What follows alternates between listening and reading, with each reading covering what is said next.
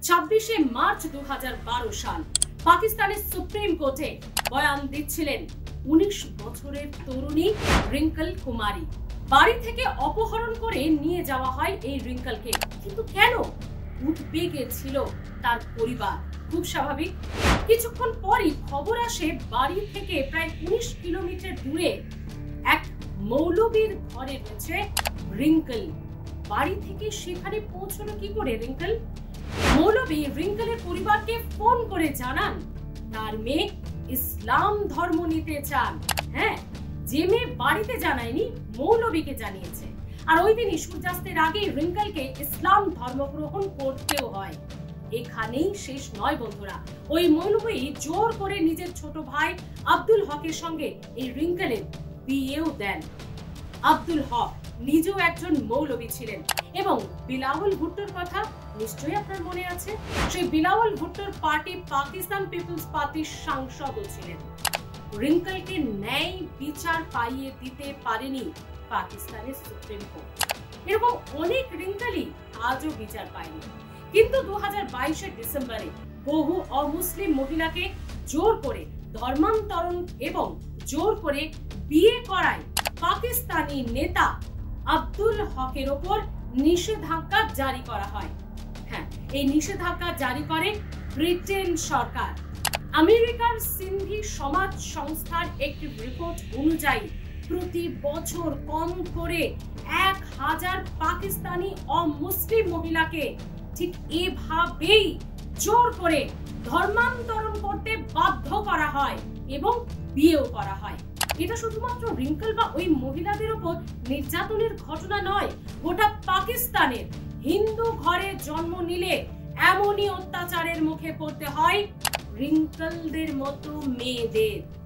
পাকিস্তানে হিন্দু ঘরে জন্মানোটা ঠিক কতটা অভিশাপ জানতে চোখ রাখুন প্রতিবেদনের বাকি অংশে। নমস্কার বন্ধুরা, আমি স্মৃতি। আজ আপনাদের রিঙ্কলের কথা বলবো। কে রিঙ্কল? কেন তার কথা বলতে হচ্ছে? আর শুধু রিঙ্কলের কথা বলবোই না, রিঙ্কল যে দেশে থাকে সেই দেশে অবস্থিত গোটা হিন্দু জাতি ঠিক কি পরিস্থিতি, কি অবস্থায় রয়েছে হিন্দুরা, কি করা হয় তাদের সঙ্গে, সবকিছু তুলে ধরবো আজকের এই প্রতিবেদনে। পাকিস্তানে অমুসলিম পরিবারে জন্ম নিলে কোনো দিন পাকিস্তানের প্রধানমন্ত্রী বা রাষ্ট্রপতি হতে পারেন না কেউই। পাকিস্তানের সংবিধানে 41 এবং 91 নম্বর ধারায় স্পষ্ট বলা আছে দেশের রাষ্ট্রপতি এবং দেশের প্রধানমন্ত্রী শুধুমাত্র মুসলিম হতে পারেন, মানে তাকে মুসলিম পরিবারেই জন্মগ্রহণ করতে হবে। অর্থাৎ হিন্দু, শিখ, ইসাই কোনো অমুসলিম কোনো দিনই এই আসনে বসতে পারবেন না, এটা তো স্পষ্ট। এরপরও পাকিস্তান যে কোন মুখে আব্দুল কালামের দেশকে জ্ঞান দেয় তার উত্তর পাওয়া মুশকিল আজও। 2019 4 অক্টোবর সাংসদ ডক্টর নভীদ আমির সংবিধান সংশোধনের আর্জি জানিয়েছিলেন। কিন্তু কি ভাবছেন, সংশোধন হয়ে যাবে? না, সংসদে তাকে বলতেই দেওয়া হয়নি। এখানেই শেষ নয়, পাকিস্তানে হিন্দুরা এতটাই কোণঠাসা যে আজ পর্যন্ত কোনো হিন্দু স্বরাষ্ট্র মন্ত্রক, প্রতিরক্ষা মন্ত্রক, অর্থ মন্ত্রক, বিদেশ মন্ত্রকের মতো শক্তিশালী গুরুত্বপূর্ণ এই মন্ত্রকগুলিতে আজও জায়গা করে উঠতেই পারেনি। মূলত এই মন্ত্রকগুলি তো যে কোনো দেশকে দিশা দেখায়, আমরা জানি সেটা, কিন্তু পাকিস্তানে সেটা হয় না। সেখানে পাকিস্তানি হিন্দুদের জন্য সংরক্ষণ শূন্য।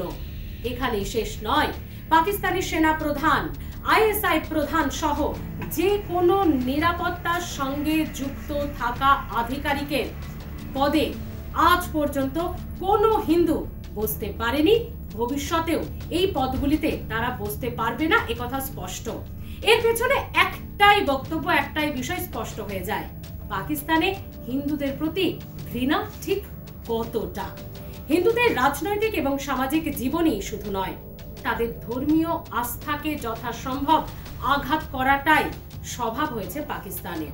ইভাকুয়েট ট্রাস্ট প্রপার্টি বোর্ড বা ইটিপিবির সমীক্ষা বলছে পাকিস্তানে 365টা হিন্দু মন্দিরের মধ্যে 287টি মন্দির ভাঙাচোরা অবস্থায় পড়ে আছে। হ্যাঁ, সংস্কার তো দূর, সেগুলোর দিকে মুখ ফিরিয়ে তাকায় না সরকার। যার দখল নিয়েছে জমি মাফিয়ারা। হিন্দু ধর্মস্থলে হওয়া হামলার কারণ তো আছেই, কিন্তু হিন্দুদের ওপর এই হিংসার কারণ কি? পাকিস্তানে হিন্দুদের দুর্দশা বুঝতে গেলে, তাদের দুর্দশা বুঝতে গেলে সেখানকার ডেমোগ্রাফিটা আগে বুঝতে হবে। 1941 থেকে শুরু করে 2017 সাল পর্যন্ত সময়সীমায় চোখ রাখা যাক। স্বাধীনতার আগে 1941 সালে শেষবার জনগণনা হয়েছিল পাকিস্তানে। স্বাধীনতার পর 2017 সালে সেই পাকিস্তানে শেষবার জনগণনা হয়েছে। 1941 সালের আগে পশ্চিম পাকিস্তান অর্থাৎ আজকের পাকিস্তানে 20.5% অমুসলিম ছিলেন, আর এর মধ্যে সবচেয়ে বেশি ছিলেন হিন্দু এবং শিখ ধর্মাবলম্বীরা। পশ্চিম পাকিস্তানে 1941 সালে হিন্দু ছিলেন 14%। আর এরপর যদি আমরা দেখি 1951 সালে তা 1.3% পৌঁছে যায়। 1951 সাল থেকে 2017 সাল পর্যন্ত বেশিরভাগ সময়ে পাকিস্তানি হিন্দুদের জনসংখ্যা 1 থেকে 2% ছিল।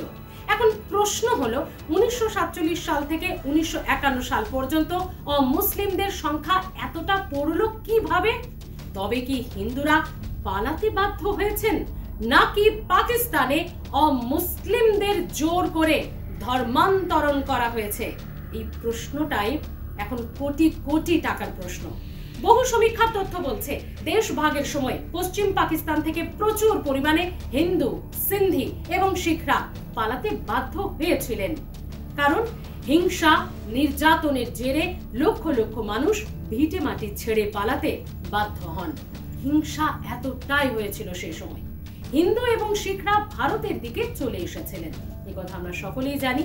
আর এর ফলে পশ্চিম পাকিস্তানে কমতে থাকে অমুসলিমদের সংখ্যা। যে আশঙ্কায় হিন্দুরা পাকিস্তান ছেড়েছিলেন, সেই আশঙ্কাই পরবর্তীকালে সত্যি হলো। দেশভাগের পর ধর্মান্তকরণের একাধিক মামলা সামনে চলে এলো। অমুসলিমদের জোর করে ধর্মান্তরণ করে মুসলিম করা হয়, যদিও কতজনকে ধর্মান্তরণ করতে বাধ্য করা হয়েছে সেই তথ্য নেই। থাকবে কি করে? সেই তথ্য থাকলে তো সবটাই পরিষ্কার হয়ে যাবে। পাকিস্তানের সরকার সেই তথ্য কোনো দিনই প্রকাশ্যে আনবে না, এ তো স্পষ্ট। Religious radicalisation and security in South Asia নামক একটি বইয়ে তথ্য অনুযায়ী ইসলাম ধর্মের ওপর ভর করেই পাকিস্তানকে আলাদা করা হয়েছে। এই বইয়ে থাকা তথ্য সেটাই বলছে। স্বাধীনতার পরও পাকিস্তানের কেন্দ্রবিন্দুতে রয়েছে সেই ধর্মান্তরিত ইস্যু। পরে দেশের রাজনীতিতেও ইসলামিক কট্টরপন্থী মনোভাব দেখা যায়, যার ফলে আরো দুরূহ হতে থাকে সংখ্যালঘুদের জীবনযাপন। সংখ্যালঘুদের উপর ঘটে চলা অত্যাচার শুধুমাত্র দেশভাগের পার্শ্ব প্রতিক্রিয়ায় নয়, বরং পূর্ব পরিকল্পিত রণনীতি এটি একটি। পাকিস্তানের প্রাক্তন রাষ্ট্রদূত হোসেন হাক্কানি একটি বইয়ে লিখেছেন তার সময়ে পাকিস্তানে বিটুইন মস্ক অ্যান্ড মিলিটারি, যাতে উঠে এসেছে পাকিস্তানের আসল ছবিটা। বলা ভালো, পাকিস্তানি হিন্দুদের উপর আসল অত্যাচারের ছবিটা। হাক্কানি ওই বইতে লিখেছেন, ভারত যে কোনো সময় পাকিস্তানের অস্তিত্ব মুছেই ফেলতে পারে। সবসময় এমন আশঙ্কায় থাকে পাকিস্তান, সেটা তো আমরা হালফিলেও দেখছি। আর এই আশঙ্কা থেকে নেতা, আর্মি কমান্ডাররা সিদ্ধান্ত নেন পাকিস্তানকে একজোট রাখতে হলে ইসলামিক রাষ্ট্র বানাতেই হবে পাকিস্তানকে, যে ভারতের মতো দেশের বিরুদ্ধে ধর্মের লড়াই লড়বে। এটি প্রতিষ্ঠা করার জন্য সংখ্যালঘুদের মরতে হতো, না হলে তাদের ধর্মান্তরণ করে মুসলিম করা হতো। এই তো ছিল ছবিটা। এরপর 1892 সালে কেন্দ্রীয় এবং প্রান্তিক বিধায়কদের মধ্যে ভারতীয়দের সামিল করার সিদ্ধান্ত নেয় ইংরেজ শাসক। ভারতীয় প্রতিনিধিদের ভোট দিয়ে নির্বাচন করতেন কলেজ ইউনিভার্সিটির ছাত্র, জমিদার এবং কিছু সংখ্যক উচ্চ শ্রেণীর মানুষ। খুব বেশি ক্ষমতা না থাকলেও এই ব্যবস্থার ফলে শাসন ব্যবস্থায় ধীরে ধীরে জায়গা করতে থাকেন ভারতীয়রা। তারা অনেক দেরিতে হলেও অনেক কষ্টে হলেও জায়গা করতে থাকেন। এই আবহেই জন্ম হয় মুসলিম লীগের। মুসলিম লীগও রাজনীতিতে জায়গা করতে চাইছিল, কিন্তু শুধুমাত্র মুসলিমদের কথা বলবে এমন পার্টিকে পুরো দেশের মানুষ কেনই বা সমর্থন করবেন? এটাও তো একটা প্রশ্ন, কারণ সেখানে তো অমুসলিমরাও রয়েছেন। ভারতের বিভিন্ন প্রান্তে ছড়িয়ে ছিটিয়ে ছিল মুসলিম ধর্মাবলম্বীরা। কোথাও এত পরিমাণ মুসলিম ছিল না যে তারা পছন্দের প্রার্থীকে জেতাতে পারবেন। আর ঠিক সে কারণেই পৃথক ভোটের দাবি তোলে মুসলিম লীগ। তাদের আরো দাবি, মুসলমানরা দেশে ছড়িয়ে ছিটিয়ে থাকার ফলেই তারা রাজনৈতিকভাবে প্রতিনিধি বাছাই করার যে কাজ, সেই রাজনৈতিক প্রতিনিধি বাছাই করতে পারছেন না। আর সে কারণেই কিছু আসন শুধুমাত্র মুসলমানদের জন্যই সংরক্ষণ করা হোক, এটা ছিল তাদের দাবি। যেখানে শুধুমাত্র মুসলিম প্রার্থী থাকবেন এবং ওই আসনে ভোট দিতে পারবেন শুধুমাত্র মুসলিমরাই। আর এই সুযোগকে কাজে লাগিয়ে হিন্দু মুসলিমের মধ্যে দ্বন্দ্ব বাড়ানো যাবে, এটাই ছিল লক্ষ্য। তাই এই দাবি লুফে নিল ইংরেজ সরকার। 1909 সালে এই আইন চালু করা হয়। পাকিস্তান তৈরির মূলে ছিল এই পৃথক ভোটিং সিস্টেম। এর ফলে জন্ম নেয় মুসলিম বিচ্ছিন্নতাবাদ, বা তার থেকে দেশভাগের বীজ বপন করা হয়। পাকিস্তানের দুটো ভাগ ছিল, পূর্ব পাকিস্তান এবং পশ্চিম পাকিস্তান। কিন্তু আমরা সকলেই জানি দুই জায়গায় মুসলিম নেতাদের চিন্তা ভাবনা পৃথকও ছিল। Religious radicalisation and security in South Asia নামক এই বই, যে বইয়ের কথা আগেও উল্লেখ করলাম, এই বই অনুযায়ী, তাদের রিপোর্ট অনুযায়ী পশ্চিম পাকিস্তানের সংখ্যালঘু ছিল মাত্র 2%। সেখানকার মুসলিম নেতারা পৃথক ভোটিং এর দাবি জানান, আর এর পূর্ণ বিরোধিতা করেন সংখ্যালঘুরা। সেটাই তো স্বাভাবিক, কারণ তারা তো জানতেন এর ফলে খুব কম আসন হাতে আসবে তাদের, ফলে দেশের রাজনীতিতে তাদের প্রভাব আরো কমে যাবে।